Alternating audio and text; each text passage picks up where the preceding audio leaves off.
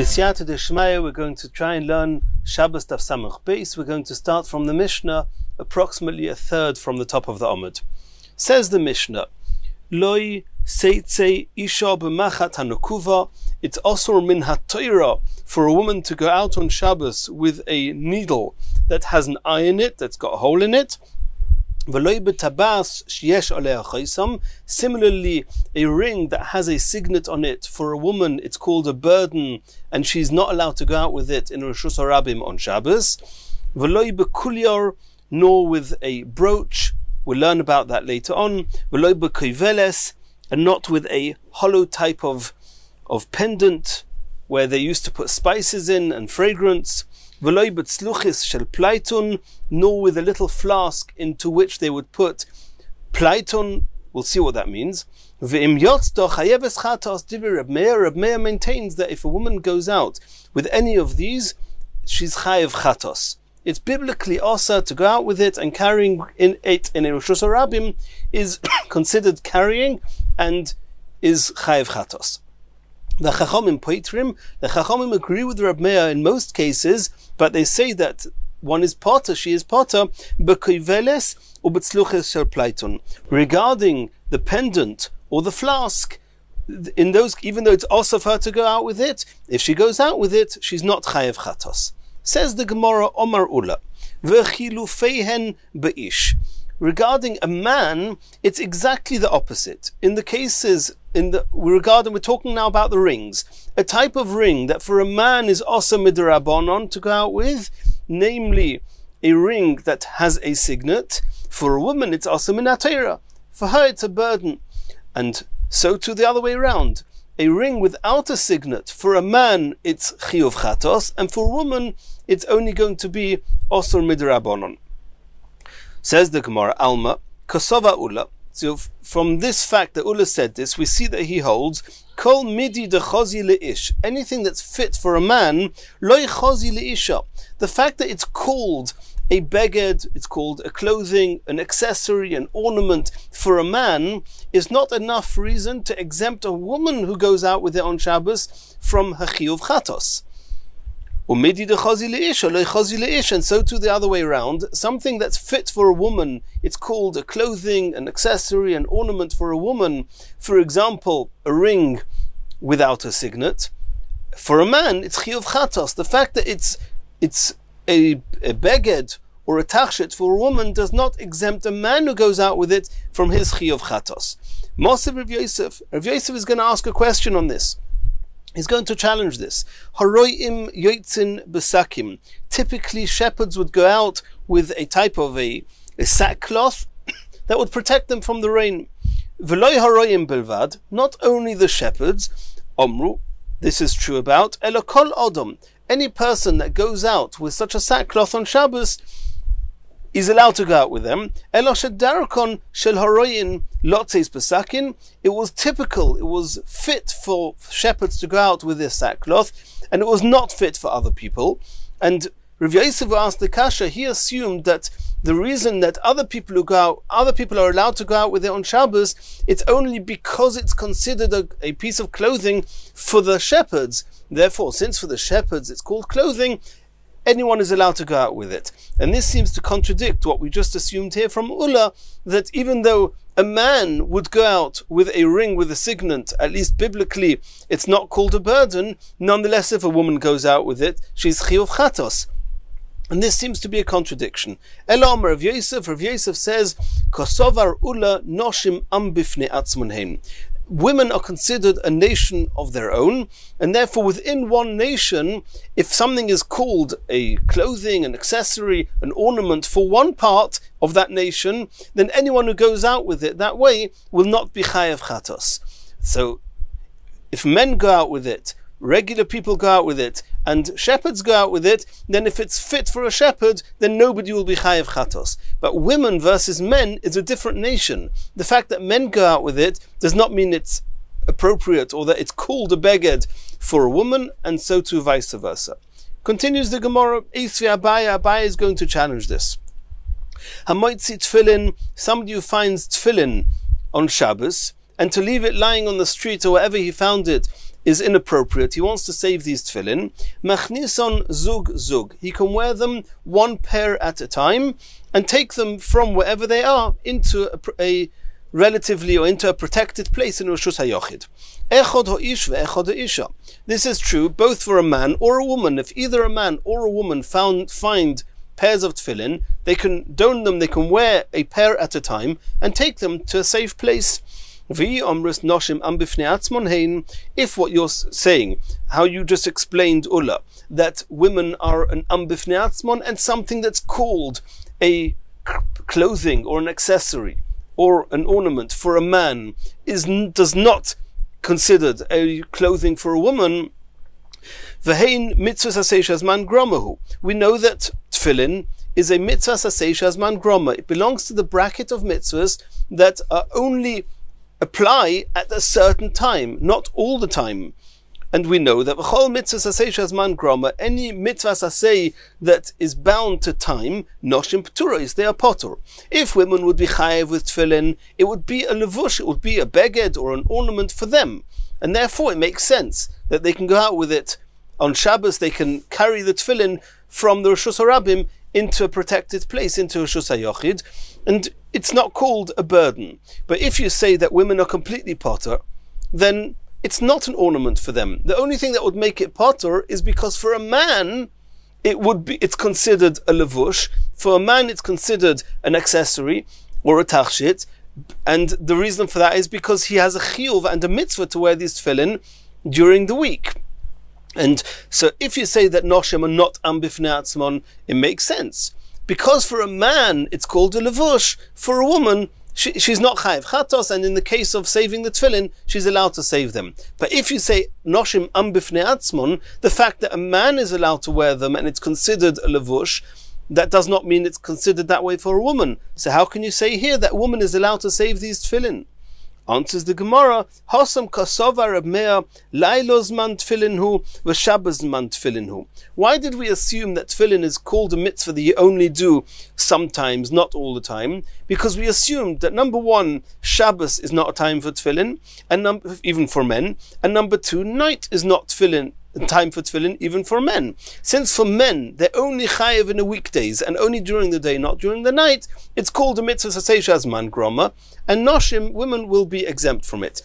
But now the Gemara is saying that brisa holds of Reb Meir, and Reb Meir says that night is a time for tefillin for men and Shabbos is a time of tefillin for men, which means it's not considered a mitzvah sasei man groma, it's not bound by time. And therefore, any mitzvah which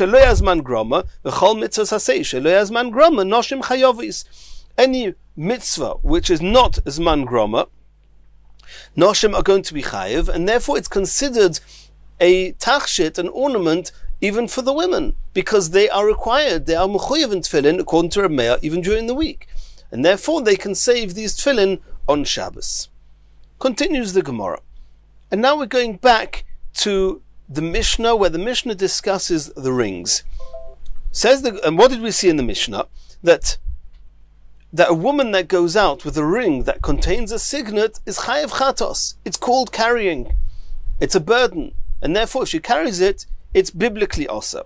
Asks the Gemara,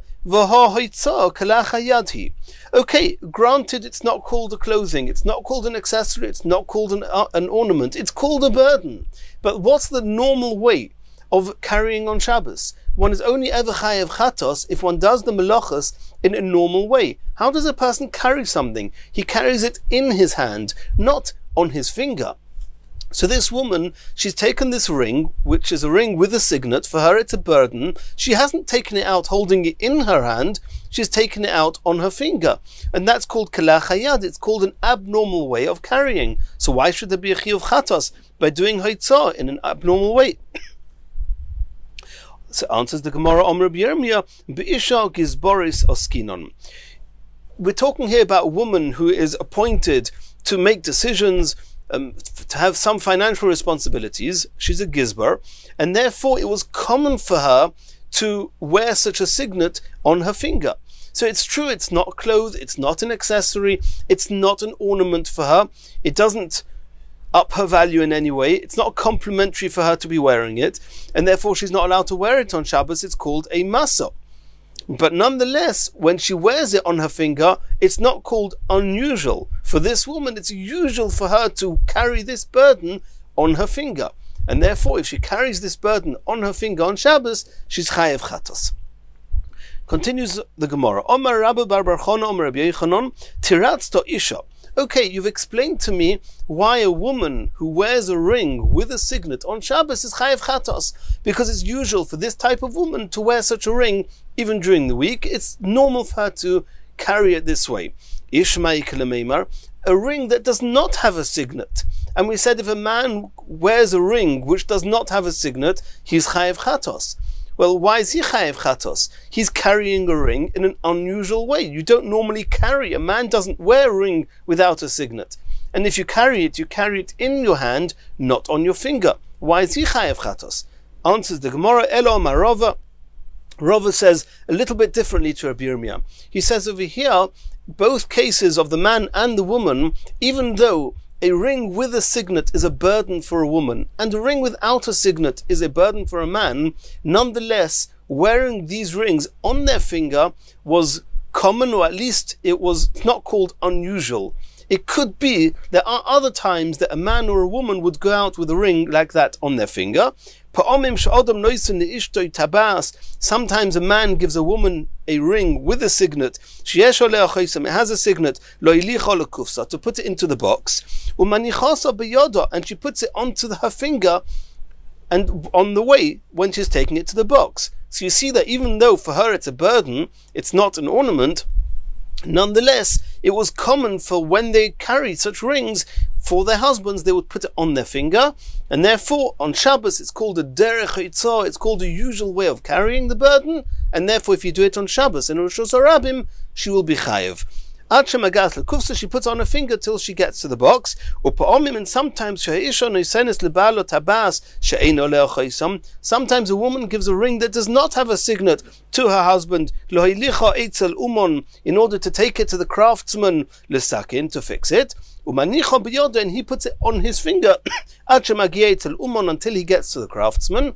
So you see here that if a man wears a ring without a signet, it's not an unusual way of doing it. It's called a burden, and therefore if he does it on Shabbos, he's chayev chatos. Continues the Gemara. We saw in the Mishnah, a woman's not allowed to go out with this kulyar, which we said was a brooch, and not with this hollow type of pendant, which she could put some spice in to make a good smell. Asks the Gemara, my kulyar, what is a kulyar? Omar Rav explains, machvanta, it's a brooch which is some ornamental type of clasp with which a woman would typically close her blouse with it. And that's the kulyar, and she's not allowed to go out with it on Shabbos. Koiveles, what's this koiveles? Omar Rav, chumrasa de piloin. This is a type of pendant that they would put some fragrance on it called piloin, and this was very nice smelling, and therefore a woman that typically would have a bad smell, she would wear such a pendant, and she's not allowed to wear it on Shabbos. Rav Asi also explained that this koiveles is this chumrasa de piloin, a pendant which would have this fragrance of piloin in it. Continues the Gemara, Tanu Rabbanon. Lo yiseitze b'koiveles. The Brisa says the woman is not allowed to go out with a koiveles, with this pendant. V'im yotzto chayev chatos. Divrei Reb Meir holds if she does go out with it, she's chayev chatos, which is what we saw Reb Meir in our Mishnah. The Chachamim said, Lo yiseitze, she may not go out with it on Shabbos. V'im yotzto, but if she did go out with it on Shabbos, p'tura, she's potter from chatos. Rabbi Eliezer holds Yotza, it's mutter for her to go out with it on Shabbos. Yotzas isha b'kiveles lekatchila. She's allowed to go out with it even lekatchila. And the Gemara explains what point are they arguing about? Reb Meir sovar masayu. Reb Meir says this type of pendant is called a burden, and therefore if she carries it on Shabbos, she's going to be chayav chatos. The Rabbanon Sovri Tachshetu, the Rabbanon hold that it's an ornament. Since it's an ornament, biblically speaking, it's not called a burden, she's allowed to go out with it. But the Chachamim said, don't go out with an ornament, you may take it off to show your friends, and you'll carry in a Reshus Harabim, therefore don't wear it on Shabbos. Maybe she's going to remove it and show it to her friends, and she'll come to carry on Shabbos. Rabbi Eliezer holds, Man darko lemirmei, what type of woman typically wears such a pendant? Isha sharei chora, a woman who has a bad smell. Isha sharei chora lo yisholfa umachve, such a woman would not take off this pendant to show her friends. V'lo asya le'asuyei arba amos, she will not come to carry 4 amos b'reshus harabim in a public domain. Asks the Gemara, V'atanya Rabbi Eliezer poiter. In another brisa it says, Rabbi Eliezer says she's potter if she wears this koveles. And this seems to contradict what we just saw now, that Rabbi Eliezer holds it's mutter. Rabbi Eliezer said, Yotzes isha b'koveles lekatchila. And here in this brisa it says potter, and potter normally means potter aval osur. Rabbi Eliezer said poiter b'koveles ubetzluches shel pleiton. In the case of the pendant and this flask we mentioned in the Mishnah of pleiton, in these 2 cases it's potter, but she's not allowed to go out with it. Says the Gemara lo kasha. The truth is that Rabbi Eliezer holds she's allowed to go out with it. Like we saw in this first brisa, Rabbi Eliezer says it's mutter for her to go out with this koveles. So what does it mean? Why did Rabbi Eliezer say poiter? He should have said mutter. So the Gemara explains, this brisa where it says that it's just potter, where it seems to be it's also, but really it's mutter. Why does he use the term potter? Kikoyad Reb Meir. He's responding to Reb Meir. Reb Meir said chayev, Reb Eliezer said potter. But the brisa where it says you're allowed to go out with the lekatchila, kikoyad Rabbanon, he's responding to the Rabbanon. The Rabbanon who said that she's potter, but it's asa, Reb Eliezer said, no, it's not asa, it's mutter. The Gemara is going to explain. When responding to Reb Meir who said chayev chatos, Omar le potter, he responded by saying potter. The opposite of chayev is potter. Kikoyad Rabbanon, when he was responding to the Rabbanon, the Omri potter, who say potter, aval osir, but it's also to go out with on Shabbos. Omar iu, so Rabbi Eliezer answered back, mutter lekatchila, you're allowed to go out with it lekatchila on Shabbos. Now we don't yet know where is this Reb Meir who holds that there's a chiyuv chatos to go out with this koveles, and Rabbi Eliezer is responding. Where's this discussion between Reb Meir and Rabbi Eliezer? So the Gemara explains, the Tanya, lo yiseitze isha b'mafteach shebiyoda. The brisa says a woman is not allowed to go out with a key in her hand. V'im yotzes, and if she goes out, it's considered a burden. Chayeves chatos divi Reb Meir. Reb Meir says she's chayev chatos if she carries it on Shabbos. Rabbi Eliezer says poiter, she's potter b'koveles ubetzluches shel pleiton. If she goes out with this pendant or with the tzluches shel pleiton, then she's potter. The Gemara asks, koveles man dechar shemei. Why is Rabbi Eliezer responding to Reb Meir talking about koveles? Reb Meir didn't talk about koveles. Reb Meir started with mafteach shebiyoda, and Rabbi Eliezer answered back that koveles and the tzluchis is potter. Says the Gemara, chisurim mechsher v'hochi ktonim. We have to add a few words into this brisa in order to understand what's going on, and it goes as follows. The brisa is talking about Reb Meir who says chayev v'chein b'koveles v'chein b'tzluchis shel pleiton. Reb Meir holds that koveles, this pendant, and the tzluchis shel pleiton, this flask of pleiton, lo yiseitze, she's not allowed to go out with it. V'im yotzo chayeves chatos divi Reb Meir, and if she goes out with them, she's chayev chatos, like we saw in our Mishnah. Rabbi Eliezer poiter, here Rabbi Eliezer responds potter, she's not chayev, she's potter b'koveles u'b'tzluchis shel pleiton. And therefore Reb Meir, responding to Reb Meir, said potter, even though Reb Meir himself held not only is it potter, it's even mutter to go out with it lekatchila. Continues the brisa, Bamed Devarim Amurim. When does Rabbi Eliezer say that sloiches shel pleiton, this little flask that's supposed to contain some of this pleiton, is called an ornament, and she's allowed to go out with it on Shabbos, assuming that she's got a bad smell? Kashesh b'em boisem, when there's a little bit of spice inside this flask, then that's called an ornament, and wearing it in that way is the way one would wear this ornament. and she's allowed to wear it on Shabbos. Aval ein ben boisem, if there's only an aroma left of the spice, which is probably why she's wearing it, but there's no spice left in it on its own, then it's not called an ornament. If it's not an ornament, then it's a burden. And she's carrying, what's she carrying? Not the spice, there's no spices in it, but she's carrying the flask. And now that she's wearing the flask without spices, without anything in it, then the flask is not considered an ornament, and she's carrying the flask. And the Gemara is going to discuss this a bit more in a moment. And if she goes out with this empty flask, chayeves, she's chayev because it's a burden she's carried on Shabbos. Continues the Gemara, Omer of Ada bar Ava, zoisoi meres. It seems from what you're saying, hamoitzi oichlin pochis mikashiur bekli chayev. We know that to be chayev for carrying, for taking something from one rishus to another, taking something in rishus or rabim for amos, there's for everything that you carry, there's a minimum amount that you carry, and if you're carrying less than that, you will not be chayev chatos. The amount of boisem, of perfume, of spice, of fragrance that a person, if he carries it on Shabbos, is chayev, is kolshu, is something which is extremely minimal, but it's got to be something. It's got to be some spice there. Over here, where there's no spice left, all that's left is the aroma. So relative to a mashahu of spice, the aroma is less than that shiur, but the aroma is there. So what happens whenever you take out an amount of food, for example, that's less than the amount of food that would make you chayev, and this less than amount of food that you're taking out with the kli, with a utensil, something's holding it. So do we say that since the amount of food that you've taken is too small to be chayev on Shabbos, therefore the container, which is bottle, which is just an annex to the main part, which is the food, you're not chayev for taking that out either? Or do we say no? For taking out the food, it's too less, it's not enough. But the kli, you'll be chayev for the kli in the event that there's a kli.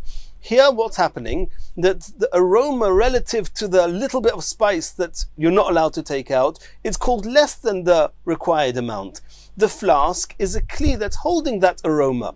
It's a utensil that you're taking out that's holding this aroma. So this flask that doesn't have any plaiton in, it just has some aroma. If there's no aroma at all, you're carrying a flask. You're definitely going to be chayev. But over here, you're carrying the aroma, which is an amount of spice, which is less than the minimum required amount. And you see here that you're chayev. So the Gemara says, I see from here that if you take out food less than the required amount that would make you chayev for the food, but if you're taking out this small amount with a kli, chayev, you're going to be chayev. Otherwise, we'd be potter with this flask. The amount of fragrance here, the aroma that is left when ein ba boisem, when there's no actual perfume left, it's considered, it's on the same level, the same category as taking out a food item, then that's less than the minimum required amount to be chayev on Shabbos. And you're taking out with the kli, and you see here that in the brisa that chayev, uktoni chayeves. Says the Gemara, no. Rav Ashi says as follows: you cannot compare the two. Ba'alma a melacha, I'll always tell you potter. For example, taking out a food, let's say a certain food, you're only chayev if you take out a kazayis. We're not discussing now the shiurim, it's sugis elsewhere. But let's say the shiur is a kazayis. So if you carry a kazayis, you're chayev for carrying a kazayis. If you carry half a kazayis, it's not enough, and you'll be potter. If this half a kazayis is in a kli, we say the main part is the food. And since the food is not enough to be chayev, you won't be chayev, even though you're carrying the kli.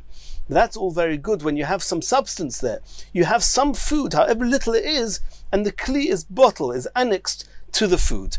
V'shani hochava, in the case over here of the flask, the leisele mamosha klal, all that's left in the flask is the aroma. Aroma is nothing to be counted with. It's nothing, it's just a smell. And since there's nothing, no substance in the flask, we consider it as if you're taking out an empty flask, an entirely empty flask, and therefore in this case everyone will agree that you'll be chayev for carrying the flask. And now, since the Gemara has spoken about the fragrances in the Tzluchis Shel Pleiton. Well, now we're going to discuss a little bit more about the sugyas, the fragrances, the perfumes in Eretz Yisrael and otherwise. Says the Gemara, there's a pasuk in Amos. In Amos, the Navi there was complaining that people were too busy with luxuries and just getting carried away with pleasures, that they were not taking heed of what was really important in life and was not listening to what the Nevi'im was saying. So the pasuk says, goes as follows: Hashoisim b'mizrikei yayin, those who are drinking from mizrikei yayin, from bowls of wine, v'reishis shmonim yimshachu, and from the choicest of oils they are anointing themselves, v'lo nochlu al shever Yosef, etc. So the Gemara explains, v'reishis shmonim yimshachu, they are anointing themselves with the choicest of oils.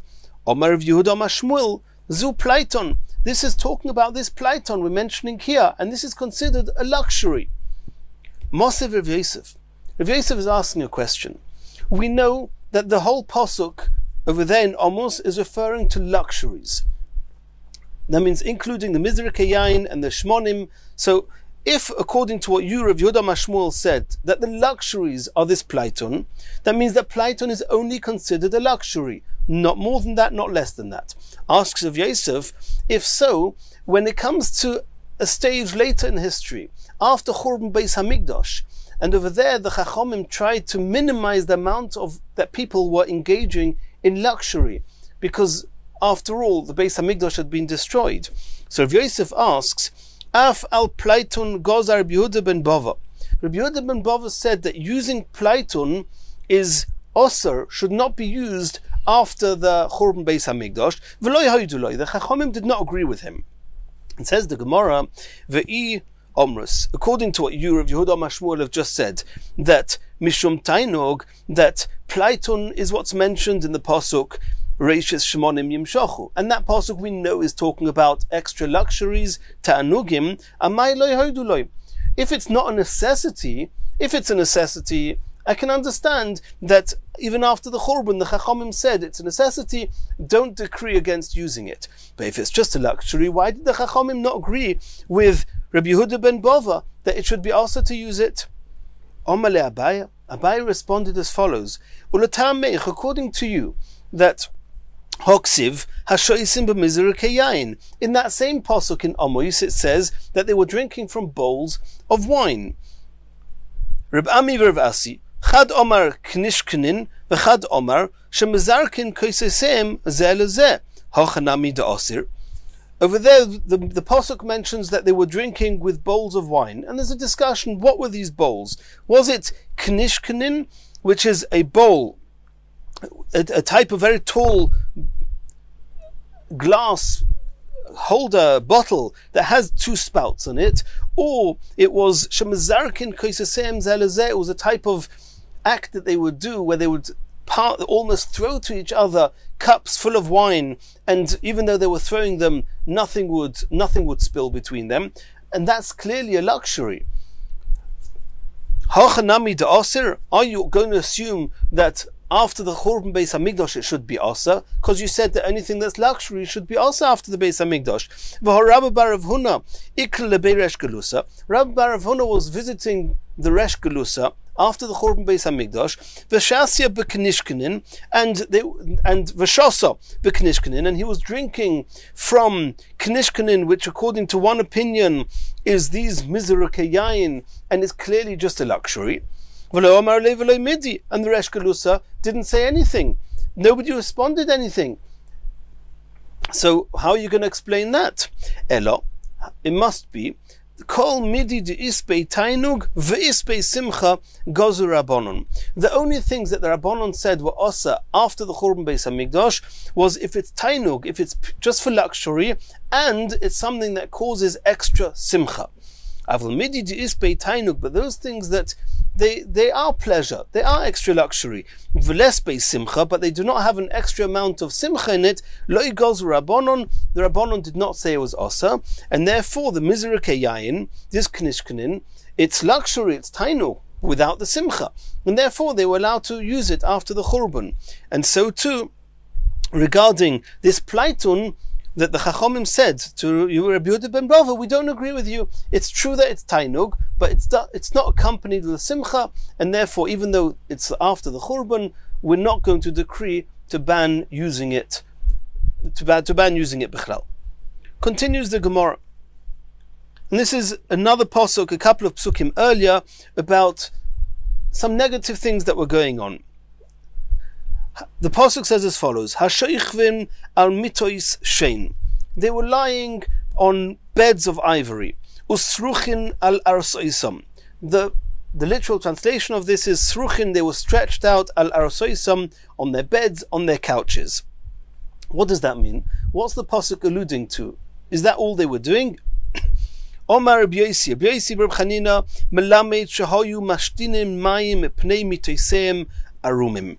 The word sruchin, the literal translation is they were stretched out, but it can also mean saruach, which is foul, defiling. So it's referring to those people who are on their beds, and they would be saruach. They would be doing something that would make the bed foul. What were they doing? They used to urinate when they were not dressed, and Rashi explains because they were not dressed, they couldn't be bothered getting dressed and going out to pass water, so they would just urinate whilst on their beds. And it's true that they would urinate onto the floor, but the beds would become foul as well. That's what they were doing. Megadif bar Rebavo argued with what Rabbi Yosi Reb Chanina's explanation of this pasuk, and he said, Ihachi, if that's all they were doing is that they were urinating from their beds and some of the droplets was making the bed foul, Hainu dersiv, does it make sense that the pasuk should say a few psukim later, Lachein ato yiglu baroish goylim, that therefore they're going to be exiled, the head, the first of the exiles. Mishum de mashtinin mayim epnei mitaseim arumim, just because they're urinating, because they're not dressed, and they're making their beds foul, yiglu baroish goylim, is that good enough reason that they should be exiled and not stam exiled, the first of the exiles, the head of the exiles? Elom Rebavo explains it differently. Elu b'nei Adam shahayu oichlin v'shoisim. This is talking about, that means the sruchim al arsoisam. There was something they were defiling, something that was very foul to do with their beds. What was that? They used to eat. V'shoisim zeim zeh, they would drink with each other. V'doivkin mitoiseim zeh b'zeh, they would connect. They would attach their beds to each other. That means the beds one to another. And they would switch wives with each other. And they would defile their beds. And this is something which is clearly deserving of going into Golus. Continues the Gemara, Omer Bavo v'Omri lo b'masnita tona. Some say it was a Bravo, some say it was a Brisa. Gimel dvorim mevi'enes adam lideanius. There are three things that cause a person to poverty. And Rashi says that the Gemara in Psochim Daf Kuf Yud Aleph explains that the malach that's responsible for poverty is called novol. Novol is something which is very repulsive and foul, and therefore these things could cause a person to become poor. Ve'eluhen, they are as follows. Hamashtin mayim b'fnei mitosei orum, as we saw before, somebody who urinates whilst he's still lying on his bed. The second thing is mezalzel b'netilas yadayim, and this person did not take netilas yadayim seriously enough. It's another reason that a person could become poor, which ishtoi mekalalti befonov, or if a person's wife curses him in front of him. And the Gemara is going to explain. Hamashtin mayim b'fnei mitosei orum. That's the first of the three things that could cause a person to become poor, is if a person urinates whilst lying on his bed. That's only true when he's facing the bed, and even though he's aiming for the floor, for the earth, and you're urinating onto the floor, but the bed will become mo'us, will become foul. If he's facing away from the bed, then it doesn't matter, because no driplets will fall on his bed. And even if he is facing the bed, they only said it was a problem if he was urinating straight onto the floor. And then we say that since the water is passing over the bed, it will make the bed foul. If he's urinating into some type of vessel, there's no problem, because the bed will stay clean. Continues the Gemara, the second thing that could cause poverty, umezalzel b'netilas yadayim, somebody who does not take netilas yadayim seriously. Omar Rava. Rava said, Lai Omron, this is only true, elo deloi mosha yodei klal. It's only true if somebody does not wash his hands at all. Then it can bring to poverty. Aval mosha v'loi mosha, les lonba. But if he washes his hands and he only uses the minimum required amount of water, then it doesn't matter. There's no reason in the world you should use more than a revius. It's okay. V'lev miltzahi. The Omer of Chisda said it's not true. It's inaccurate to say that if you use the minimum amount of water, then there's no advantage, there's nothing to be gained by using more water to make sure your hands are properly cleaned. He says that's not correct. Ano masoi meloi chofni maya. I would wash my hands with full fistfuls of water to make sure that they were properly clean. And as a reward for that, I was given meloi chofni tivusa. I was given handfuls of prosperity. So you see there that there is an advantage, there is what to be gained by using more water. Now it's true that if you use the minimum amount and not less, then you may not get poverty. Because poverty, like we said, like Rava said, is only if you don't use enough or you don't wash your hands like you should at all. But if you did your minimum requirement and just didn't do enough, then don't assume there's nothing to be gained. Rav Chisda says there is what to be gained to use enough water. The third thing that we mentioned before that causes poverty, if his wife curses him in front of him, Omar Rava al iske tachshitel. The reason that she's cursing him is because he's not providing her with the necessary ornaments and tachshitim, the jewelry that she deserves and needs. This is only true if he can afford it, and he doesn't give it her, and he curses her, it could bring poverty. And he doesn't give her even though he can afford it. If he can't afford it, then his wife has no right to be upset at him, and she certainly cannot curse him, and if she does, that's not a reason that he should be punished with poverty. Continues the Gemara. Dorash Rava Bereder of Eloi.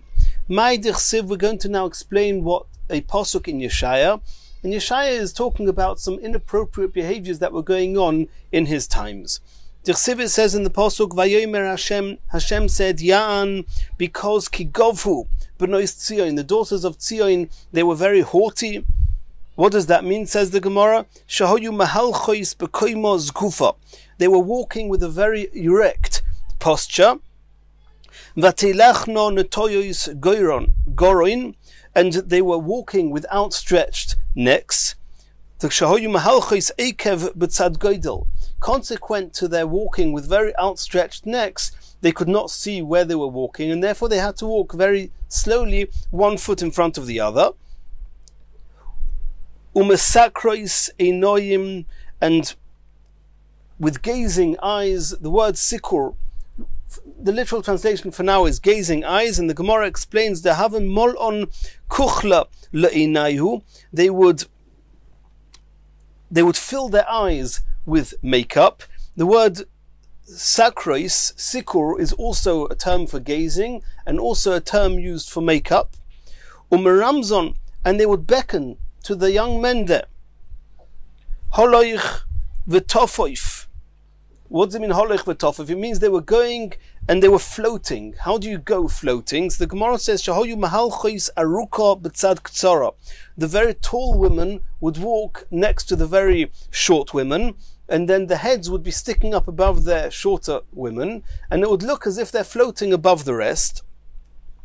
Uberaglehem ta'achkasna, which means, and with their feet they would spew venom. Omer of Yitzchak Deber V'ami. What does that mean? Melamed shematilois moyer v'afarasamoin. They would take different types of spices and fragrances and put them b'min olehen in their shoes.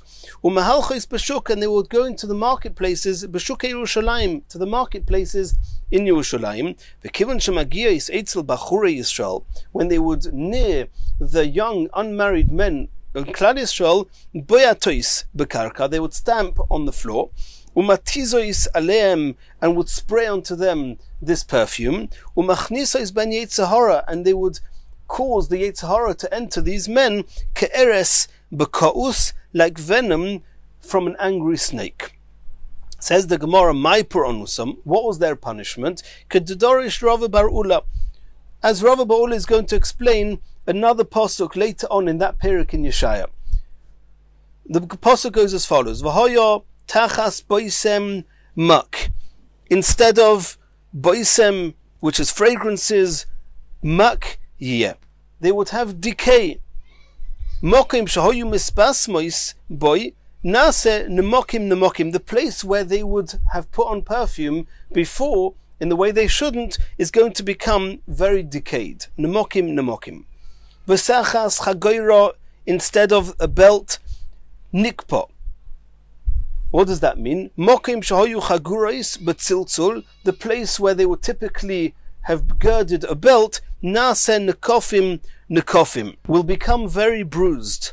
V'sachas Maaseh mikshe korcha, and instead of maaseh mikshe, which means carved out jewelry, korcha will be baldness. Mokim shahoyu miskashto is the word mikshe, which typically would be translated as carved out from a solid, which is referring to jewelry, which is generally carved out.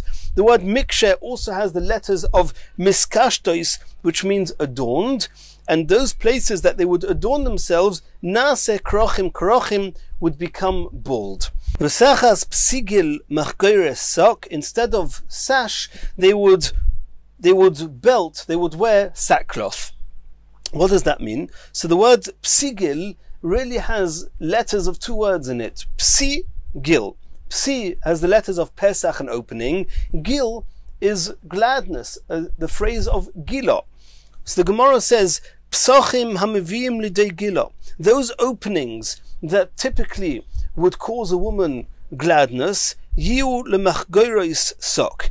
They would be girding sackcloth over them. Kisachas yofi, and all these terrible things would happen to them because they abused their beauty. Omarova hainu domrinchi. This is what people used to say. Chilufei shifra, in exchange for beauty, kiba are sores and pain. Continues the Gemara, and this is another pasuk there in Yeshaya. V'sipach Hashem kodkoid benois tzion, and Hashem will cause an affliction, will afflict the heads of the benois tzion, the girls of Yerushalayim.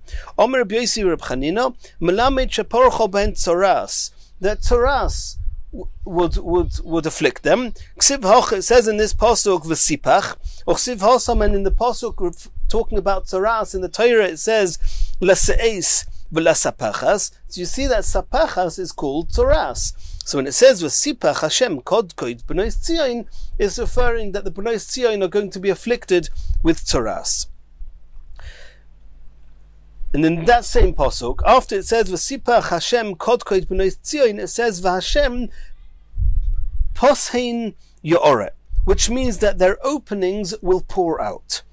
Rav Shmuel, there's two explanations to this. Chad Omar, one says shenishbechu kekitoin, and Rashi says that when they have ziva, which is a type of blood that comes out, that flows out of them, it will pour out. That would be a punishment.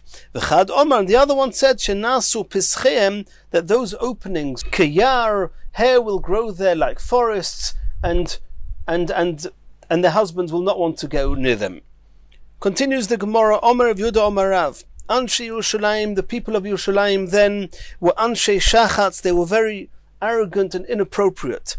Hoyu Adam Hoyu. Adam Omer Lechavera, a person would say to his friend, Bameh Sa'adata Hayoim, with what did you dine today?